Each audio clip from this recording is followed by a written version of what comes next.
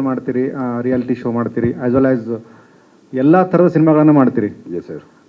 ಒಬ್ಬ ಆ್ಯಕ್ಟರ್ ಆಗಿ ತುಂಬ ಕನ್ವಿಕ್ಷನ್ ಆಗಿ ನಿಮ್ಮನ್ನು ನೀವು ಇನ್ವಾಲ್ವ್ ಮಾಡಿಕೊಂಡು ಎಲ್ಲ ಪ್ರಾಜೆಕ್ಟ್ಗಳಲ್ಲೂ ನೀವು ಒಂದು ಮೇನ್ ಲೀಡಾಗಿ ಕಾಣಿಸ್ಕೊಳ್ಳುವಂಥದ್ದಕ್ಕೆ ಒಂದು ಸ್ಟ್ರಾಂಗ್ ಸೀಕ್ರೆಟ್ ಇರುತ್ತೆ. ಏನು ಸೀಕ್ರೆಟ್ ಅಂತ ಅಂದರೆ ಆಲ್ಮೋಸ್ಟ್ ಎಲ್ಲ ಸಿನಿಮಾಗಳನ್ನು ಮಾಡ್ತಾರೆ. We are very happy about your career. It's all opportunity and ನಿಮ್ಮೆಲ್ಲರ ಬ್ಲೆಸ್ಸಿಂಗ್ಸು ಸರ್ ಅಷ್ಟೇ.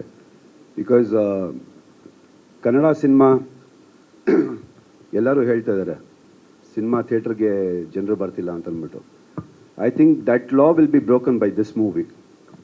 ಈ ಸಿನಿಮಾ ಸ್ಟಾರ್ಟ್ ಆದಮೇಲೆ ಖಂಡಿತ ಜನರು ವಾಪಸ್ ಸಿನಿಮಾ ನಂಬ್ಕೊಂಡು ಥಿಯೇಟರ್ಸ್ಗೆ ಬರ್ತಾರೆ.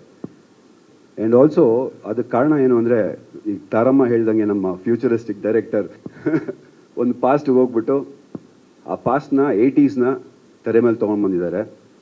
ಅದನ್ನು ಥಿಯೇಟ್ರಲ್ಲಿ ನೋಡಿದ್ರೇ ಚೆನ್ನಾಗಿರುತ್ತೆ.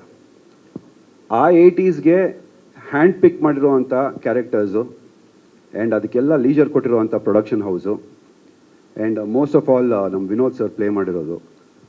ಅವ್ರ ಜೊತೆನಲ್ಲಿರೋವಂಥ ಅಷ್ಟು ಕ್ಯಾರೆಕ್ಟರ್ಸ್ ಆಗಲಿ ನಾನಾಗಲಿ ಪ್ರತಿಯೊಬ್ಬರಿಗೂ ಒಂದು ಮೋಟಿವೇಶನ್ ಕೊಟ್ಟು ಇದೇ ರೀತಿ ಮಾಡಬೇಕು ಅಂತ ಒಂದು ದಾರಿ ತೋರಿಸ್ಕೊಟ್ಟು ಟೀಮ್ ಜೊತೆನಲ್ಲಿ ಒಂದು ಮಾಡಿದಾಗ I think this kind of compliments will flow.